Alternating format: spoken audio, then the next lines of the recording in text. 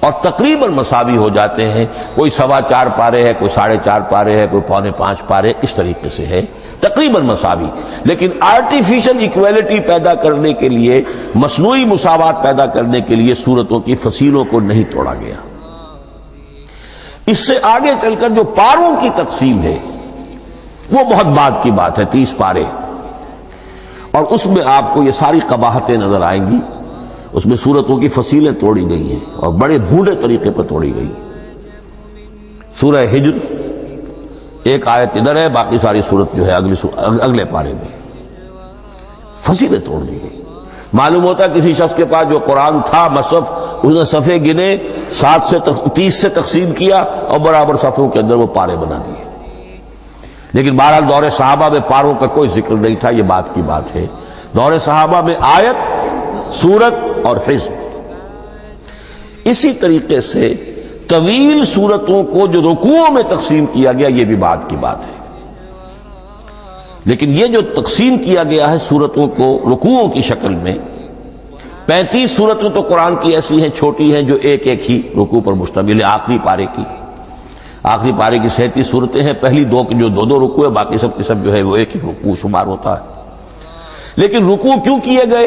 لمبی سورتوں میں سے اگر کچھ حصہ پڑھنا ہے نماز میں، سورہ بقرہ پوری تو نہیں پڑھ سکتے آپ ایک رکعت کے اندر، تو اس کا وہ حصہ پڑھا جائے جس میں ایک مضمون پورا ہو جائے، مضمون نہ ٹوٹے، تاکہ وہاں پر رکوع کرے آدمی کہ جہاں پر کہ وہ مضمون ایک اعتبار سے مکمل ہو گیا۔ تو رکوع سے رکعت ہے، رکوع ہے، اس رکعت کے اندر ایک حصہ اتنا پڑھا جائے تاکہ مضمون جو ہے وہ خوبصورت رہے اور اس کا سلسلہ برقرار رہے۔ یہ تقسیم بھی اگرچہ بہت ہی ایک بدنام شخص ہے ہماری تاریخ کا، حجاج ابن یوسف، یہ اس کی ہوئی تقسیم ہے یا اس نے کرائی ہے، بہرحال اس کی طرف منسوب ہے، اور یہ بات ماننی پڑتی ہے کہ بڑے گہرے غور و فکر سے تقسیم کی گئی ہے، الٹپ نہیں ہے، بلکہ اس کے لیے واقعتاً غور کر کے جہاں وہ مضمون ختم ہوتا ہے، کہیں کہیں آپ اختلاف کر سکتے ہیں اور آپ کو حق حاصل ہے، اس لیے کہ یہ چیزیں توقیفی نہیں ہیں، یہ حضور کی بتائی ہوئی نہیں ہے، نہ رکوعوں کی تقسیم۔ اب سعودی عرب میں جو قرآن مجید چھپ رہے ہیں ان میں حزب ہو گئے ہیں، یعنی ہر پارے کو پارے برقرار رکھ کر 8 حزب بنا دیے انہوں نے، 4 حزب بنا دیے اور پھر نصف حزب کر کے 8 حصے کر دیے۔ تو یہ چیزیں جو ہمارے ہاں رکوع تو پاروں سے ادھر ادھر ہو جاتے ہیں، پارا بدل گیا رکوع وہی چل رہا ہے، اس لیے کہ رکوع میں مضمون کو پیش نظر رکھا گیا ہے، جبکہ پارے میں مضمون کو نہیں سامنے رکھا گیا۔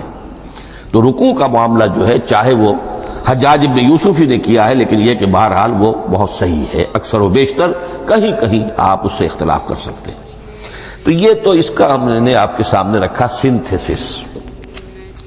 اب اگلا موضوع ہے ترتیب و تدوین کیسے ہوئی۔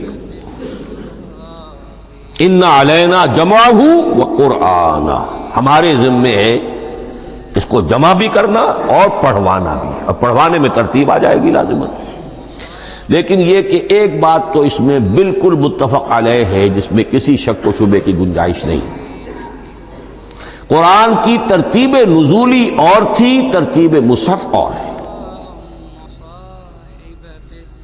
ترتیب مصحف میں سورہ فاتحہ کے بعد سورہ بقرہ ہے، سورہ بقرہ نازل ہوئی ہے مدنی دور میں جا کر،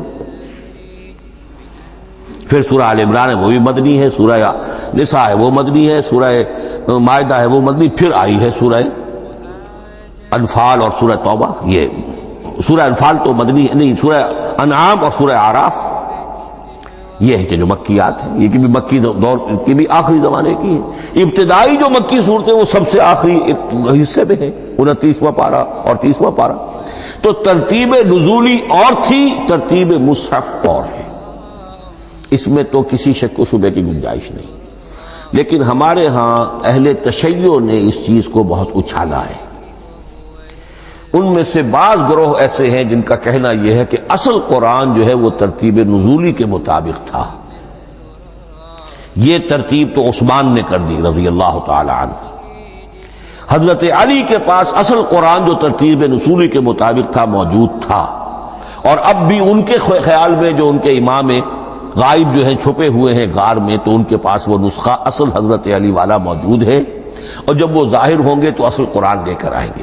یہ سارے شیعوں کا قول نہیں ہے، لیکن یہ کہ ان میں بہت سے لوگ ہیں کہ جو ان باتوں کو مانتے ہیں۔ جہاں تک اس بات کا تعلق ہے کہ حضرت علی نے ترتیب نزولی پر کوئی مصحف جمع کیا ہو، اس میں کوئی اشکال نہیں ہے، اس لیے کہ علمی طور پر یہ ایک بڑی عمدہ ایکسرسائز بنتی ہے۔ ایک زمانے میں بہت کوشش کرتا رہا ترتیب نزولی سے، اس لیے کہ ترتیب نزولی سے سیرت نبوی اخذ ہوتی ہے، پہلے کیا نازل ہوا، پھر کیا نازل ہوا، پھر کیا نازل ہوا۔ در حقیقت اگر آپ ترتیب نزولی سے قرآن مرتب کر دیں تو وہ سیرت النبی بن جائے گی۔ تو اس کو سمجھنے کے لیے ایک زمانے میں نے بڑی محنت کی ہے، لیکن ایک تو یہ کہ وہ یقین سے وہ باتیں ملتی نہیں ہیں، بعض روایات ہیں لیکن یہ کہ پھر بھی آپ یقین سے نہیں کہہ سکتے۔ اکثر و بیشتر قرآن مجید میں لکھا بھی ہوتا ہے ترتیب کے